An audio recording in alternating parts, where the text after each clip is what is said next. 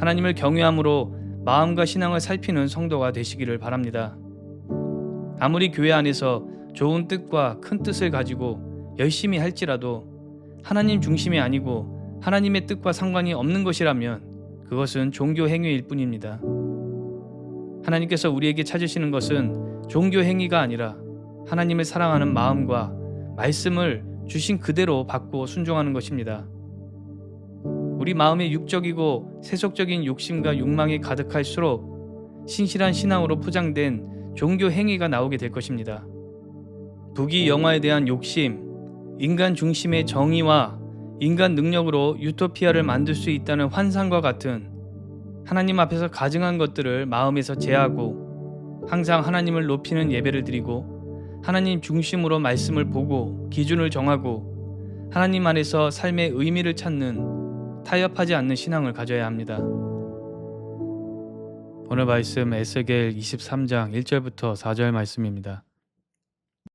또 여호와의 말씀이 내게 임하여 이르시되 인자야, 두 여인이 있었으니 한 어머니의 딸이라. 그들이 애굽에서 행음하되 어렸을 때에 행음하여 그들의 유방이 눌리며 그 처녀의 가슴이 어루만져졌나니 그 이름이 형은 오홀라요 아우는 오홀리바라. 그들이 내게 속하여 자녀를 낳았나니 그 이름으로 말하면 오홀라는 사마리아요 오홀리바는 예루살렘이니라. 오늘 에스겔 23장에서는 두 여인, 즉 두 자매에 대한 비유를 말씀하십니다. 두 여인의 이름은 오홀라 그리고 오홀리바입니다. 4절을 보면 언니 오홀라는 사마리아, 즉 북이스라엘을 상징하고 오홀리바는 예루살렘을 상징합니다. 두 이름 모두 오헬이라는 히브리 단어를 사용합니다. 오헬은 장막이라는 뜻으로서 이름 오홀라는 그녀의 장막, 오홀리바는 나의 장막이 그녀에게 있다라는 뜻을 가지고 있습니다. 장막이라는 단어는 일반적인 상황에서 사람들이 머무는 평범한 장막을 뜻합니다. 그러나 오늘 본문 두 자매의 이름에서 보는 장막은 사람이 머무는 장막이 아니라 하나님께서 머무시는 장막을 말합니다.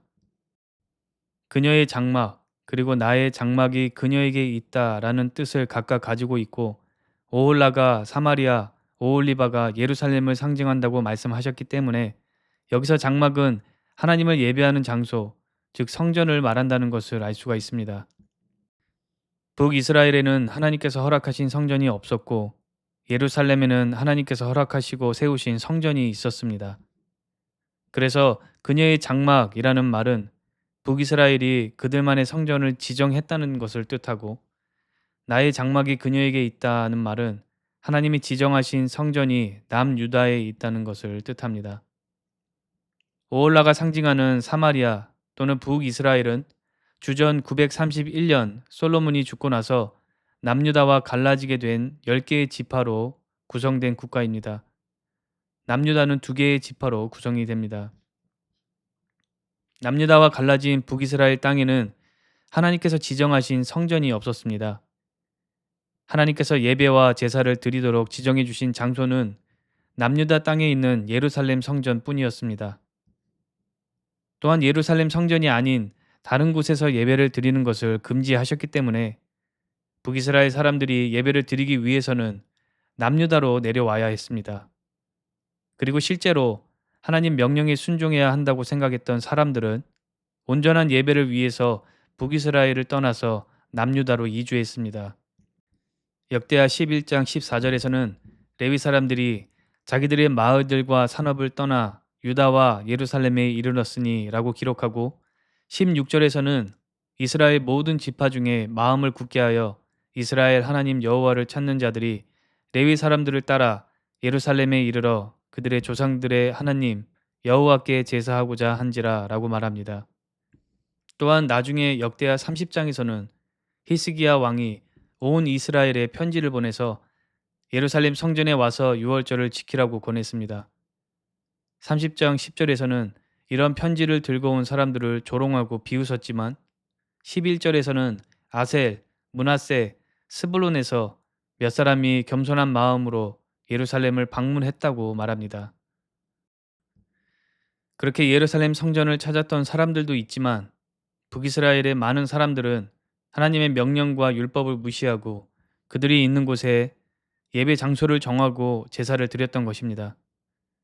열왕기상 12장을 보면 북이스라엘 왕 여로보암은 그 마음에 생각하기를 사람들이 제사를 드리기 위해서 예루살렘으로 다니게 되면 결국 유다 왕에게 돌아가고 싶어서 자신을 죽일 수도 있겠다고 생각을 해서 예루살렘에 가지 않고도 예배할 수 있도록 금송아지 2개를 만들어서 하나는 베델에 두고 다른 하나는 단에 두고 애굽에서 이스라엘을 인도해낸 신이라고 소개를 했습니다. 그러면서 예루살렘을 가지 않도록 했습니다. 사람들은 그것을 좋게 여겼습니다. 그래서 본래 제사장직을 맡을 수 있었던 레위 지파가 아닌 보통 백성으로 제사장을 삼고 나름대로의 절기 날을 정하기도 하면서 예루살렘 성전에서 드려야 할 예배를 그렇게 대체했습니다. 그러나 이것은 온전한 예배가 아니었습니다. 오히려 하나님 앞에서 가증하고 패역한 행위였습니다. 그들만의 장소에서 그들의 손으로 만든 금 송아지를 신으로 여기고 그들이 직접 정하고 만든 절기를 지키면서 말로만 하나님을 예배한다고 했던 것입니다. 오홀라의 이름의 뜻과 같이 하나님의 장막이 아닌 그녀의 장막, 자신을 위한 장막을 세우고 우상 숭배를 했던 것입니다. 이 장면을 통해서 하나님을 예배하고 섬기는 일에 대해서 깊이 생각해 보아야 할 필요가 있습니다. 예루살렘으로 다니면서 예배하는 것이 못마땅했다면 예배를 아예 안 드리는 방법을 선택할 수도 있었을 것입니다. 그러나 그들은 예배는 꼭 드리겠다고 결정을 합니다. 다만 예루살렘이 아닌 베델과 단에서 직접 만든 금송아지를 섬기는 방법으로 예배를 드리겠다고 합니다. 그러나 이러한 행위는 여호와 하나님을 예배하는 것이 아니라 오히려 멸시하고 대적하는 행위였습니다. 즉 하나님을 위해 예배를 드리는 것이 아니라 자신들을 위해서 자신들의 감정과 어떤 잘됨을 위해서 예배는 꼭 드리겠다고 하며 열심을 냈던 것입니다. 이것이 바로 종교 행위입니다. 여호와 하나님과는 아무 상관없이 나름의 신앙을 갖고 예배를 드리고 기도도 드리고 무언가를 소원하기도 하는 행위입니다. 오늘날 교회를 출석하는 많은 사람들 중에도 하나님과 상관없는 종교 행위를 하는 사람들이 있습니다. 아무리 교회 행사를 열심히 참여하고 즐거움과 보람을 느낀다고 해도 종교 행위일 수 있고 아무리 예배를 참석하고 기도를 하고 찬양을 해도 종교 행위일 뿐일 수 있습니다. 또 열심히 성경 공부를 하고 관련 서적을 읽는다고 해도 종교 행위에 지나지 않는 경우가 있습니다. 이러한 열성이 그저 종교 행위밖에 안 되는 이유는 하나님과 상관없는 것을 하기 때문입니다. 사람들과 시간 보내는 것이 좋거나 유익해서 행사를 참석하기도 하고 축복이나 회복을 위해서 신의 존재를 믿고 의지하는 정도일 수 있습니다. 성경 공부도 인본주의 관점에서 해석하고 말하는 오염된 성경 공부를 열심히 하면서 잘못된 복음을 배우고 전할 수 있습니다. 마치 북이스라엘의 모습과 같은 것입니다. 하나님께서 명령하신 것을 지키지 않고 자신들 나름의 종교 행위를 만들어서 열심을 냈지만 결국 하나님과 관련 있는 행위가 아니었던 것처럼 교회에 모여서 온갖 종교 행위를 열심히 한다고 해서 꼭 하나님과 관련이 있는 일을 하는 것은 아닙니다. 또 예배 시간을 만들고 참여한다고 해서 하나님을 예배하는 것은 아닙니다. 그 모든 예배와 활동이 하나님께 집중하지 않고 자신이나 사람에 집중하고 심지어 하나님의 뜻에 맞지 않는다면 종교 활동을 열심히 하는 것이지 하나님을 예배하고 섬기는 것은 아닙니다. 교회와 성도는 이런 부분에 대해서 항상 숙고하고 살펴야 합니다. 우리가 하나님께 집중하고 있는지, 또 모든 활동을 하나님의 뜻에 맞게 하고 있는지, 우리가 모이고 일하는 것이 하나님을 향하고 하나님을 위한 것인지, 사람을 위한 것인지 두려운 마음을 가지고 살펴야 합니다. 예배는 내가 위로받고 회복하는 시간이기 전에 먼저 하나님을 높이는 시간입니다. 심지어 예배를 통해서 내가 아무런 위로와 감동도 받지 못한다 할지라도, 또 때로는 예배하기 너무 힘들다고 할지라도 여전히 마음과 정성을 다해서 하나님을 높여야 하는 시간입니다. 또 말씀은 우리에게 주신 그대로 받아야 합니다. 하나님 중심으로 보고 해석하고 묵상해야 합니다. 성경을 인간 중심의 문화와 철학과 사상과 이념으로 보고 해석하거나 심지어 인간 중심의 활동에 도움이 되는 방향으로 해석하고 사용한다면 다른 종교를 믿는 것과 다를 것이 없습니다. 이러한 행위는 본문의 북이스라엘에서도 일어났지만 예수님께서 오셨을 때 종교인들 사이에서도 흔한 일이었고 사도 바울이 사역할 때도 흔하게 보이던 일들이고 지금도 교회와 단체와 신학교에서 발견되는 모습입니다. 모두가 같은 것을 믿는 것 같아도 그렇지 않은 경우가 많습니다. 어떤 이들은 성경에 기록된 많은 기적의 사건들이 실제로 일어난 사건들이 아니라 좋은 뜻을 전달하기 위해서 만들어진 이야기라고 말하고 하나님의 뜻과 질서가 시대와 문화와 이런 것들에 따라서 다르게 해석되어야 한다고 말하기도 하고 다른 종교를 통해서 하나님께 도달할 수 있다고 주장하기도 합니다. 이러한 신학과 교리가 인본주의로 가득한 학계에서는 주류 신학으로 자리를 잡고 진리를 지키기 위해 힘쓰는 교회와 성도를 마치 극단주의자 또는 광신자들로 몰아넣기도 합니다. 세속적인 사회에서는 이렇게 오염되고 타협된 거짓 신학이 합리적인 말을 하는 종교로 보이겠지만 그렇게 세상과 어울리기 쉽다고 해서 그것이 진리이거나 복음을 전하고 있는 것은 아닙니다. 우리가 일부러 세상과 담을 쌓고 살 수는 없지만 타협하지 않고 진리를 제대로 선포한다면 인간 중심으로 움직이는 세상은 복음과 성도를 미워하고 핍박할 수밖에 없습니다. 성경 말씀을 타협하지 않고 하나님 중심으로 주신 그대로 이해하고 믿고 적용을 해야 종교 행위에 빠지지 않을 수 있습니다. 아담과 하와 때부터 인류가 죄를 짓게 되는 것도 하나님의 명령과 말씀을 인간 중심으로 이해하고 적용했기 때문입니다. 신앙생활이 종교 행위가 되는 것도 하나님의 말씀을 계속 인간 중심으로 해석하고 적용하기 때문입니다. 하나님의 뜻을 멸시하고 인간의 감정과 기준으로 말씀을 해석하고 적용하기 때문에 하나님과는 아무 상관도 없는 일들로 가득하고 심지어 하나님의 뜻과 질서를 대적하는 일도 행하고 있습니다. 오늘 북이스라엘의 그릇된 신앙을 보면서 성도는 두려워하는 마음으로 살피고 경계해야 합니다. 우리는 절대로 하나님과 상관없는 우리의 종교를 만들고 열심을 내면서 하나님을 섬긴다고 해서는 안 됩니다. 신앙의 중심과 초점이 철저하게 하나님을 향하고 있지 않으면 신앙생활의 초점은 나를 향하게 될 것이고 나를 위한 신앙이 될 것입니다. 어떤 경우에는 세속적인 기준에서 성공하고 싶은 마음으로 교회를 찾고 예배할 수도 있습니다. 많은 물질과 명예를 사랑해서 열심히 예배드리고 기도할 수 있습니다. 이러한 모습도 나의 종교를 만들고 숭배하는 것입니다. 돈과 명예가 있어야 하나님께 영광 돌릴 수 있다고 말하고 전도와 선교를 할 수 있다고 말하지만 그 마음의 중심에는 세상 부귀 영화를 좋아하고 사랑해서 그러는 경우가 많습니다. 꼭 필요한 물질과 명예는 구하거나 쫓지 않아도 하나님을 사랑하는 사람에게 적절한 시기와 방법으로 주실 것입니다. 세속적인 부귀 영화를 사랑하기 때문에 하나님을 예배하는 자리에 나와서도 그러한 것을 구하는 것이며 그것은 종교 행위일 뿐이고 우상 숭배인 것입니다. 어떤 경우에는 성도라고 하는 사람이 하나님의 뜻과 질서를 대적하는 사상과 이념과 문화를 포용하고 받아들이는 경우가 있습니다.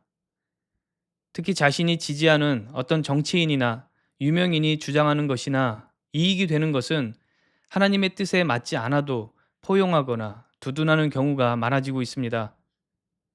여러 가지 범죄가 있어도 흠이 하나도 없는 사람으로 만들고 인본주의 사상과 이념도 좋은 것이라고 두둔합니다.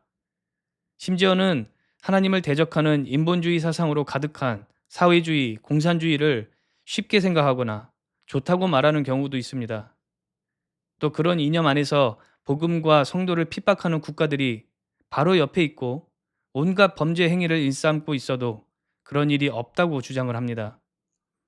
뿐만 아니라 하나님의 창조 질서를 대적하고 어지럽히는 문화와 운동도 요즘 시대가 그런 것뿐이라고 아무 문제가 없다고 말합니다. 항상 정의와 공의를 말하지만 도무지 하나님과는 상관없는 정의와 공의를 말하고 있고 거짓 선동과 사회 질서를 어지럽히는 일에 분별 없이 동참을 합니다. 세상 사람들은 특정 정치와 이념을 종교처럼 따를 수 있지만 성도로서 그와 같은 모습은 하나님 중심이 아닌 인간 중심으로 신앙생활을 하는 것입니다. 그런 마음으로는 예배의 자리에 와서도 하나님을 예배하지 않고 종교 행위만 하게 될 것입니다. 아무리 정의롭고 신실하고 간절한 모습으로 신앙생활을 할지라도 하나님을 위한 것이 아니라 사람을 위한 종교 행위일 뿐입니다. 우리는 마음과 생각 속에 온갖 세속적이고 육적인 것들을 내려놓아야 합니다. 이러한 것들이 우리의 마음을 차지하고 있을수록 하나님 중심으로 신앙생활 하기는 어렵습니다. 육적이고 세상적인 것들이 내 마음을 차지하고 주인 노릇하게 둘 것이 아니라 오직 예수 그리스도께서 나의 주인 되시도록 해야 합니다. 하나님께서는 북이스라엘과 남유다를 오홀라와 오홀리바라는 자매로 비유하시고 온갖 지저분한 간음을 일삼았던 여인들로 말씀하십니다. 나만의 종교를 만들어서 신앙생활하는 것은 이처럼 영적으로 간음하는 것과 같습니다. 종교 행위는 하나님을 사랑하고 섬기고 하나님 중심으로 신앙생활해야 할 성도가 세속적인 것을 사랑하고 섬기고 인간 중심으로 신앙생활을 하는 것이기 때문입니다.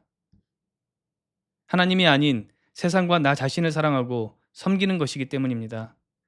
그것은 우상 숭배이고 영적인 간음입니다. 하나님을 경외함으로 마음과 신앙을 살피는 성도가 되시기를 바랍니다. 아무리 교회 안에서 좋은 뜻과 큰 뜻을 가지고 열심히 할지라도 하나님 중심이 아니고 하나님의 뜻과 상관이 없는 것이라면 그것은 종교 행위일 뿐입니다. 하나님께서 우리에게 찾으시는 것은 종교 행위가 아니라 하나님을 사랑하는 마음과 말씀을 주신 그대로 받고 순종하는 것입니다. 우리 마음에 육적이고 세속적인 욕심과 욕망이 가득할수록 신실한 신앙으로 포장된 종교 행위가 나오게 될 것입니다. 부귀 영화에 대한 욕심, 인간 중심의 정의와 인간 능력으로 유토피아를 만들 수 있다는 환상과 같은 하나님 앞에서 가증한 것들을 마음에서 제하고 항상 하나님을 높이는 예배를 드리고 하나님 중심으로 말씀을 보고 기준을 정하고 하나님 안에서 삶의 의미를 찾는 타협하지 않는 신앙을 가져야 합니다. 그렇게 온전한 신앙과 마음으로 신실하고 정결한 신부 같은 성도분들 되시기를 주님의 이름으로 축원합니다. 기도하시겠습니다. 하나님 아버지, 북이스라엘이 하나님을 예배한다고 하면서도 하나님과 상관없고 하나님을 대적하는 우상 숭배로 종교 행위나 했던 모습을 보면서 우리 또한 많은 활동과 열심은 있으나 하나님과 상관없고 하나님을 대적하는 종교 행위로 신앙생활하고 있는 것은 아닌지 돌아봅니다. 두려운 마음으로 신앙을 살피면서 오직 하나님만을 예배하고 하나님 중심으로 기준 삼고 나아가는 성도 될 수 있도록 인도하여 주시옵소서. 예수님의 이름으로 기도했습니다. 아멘.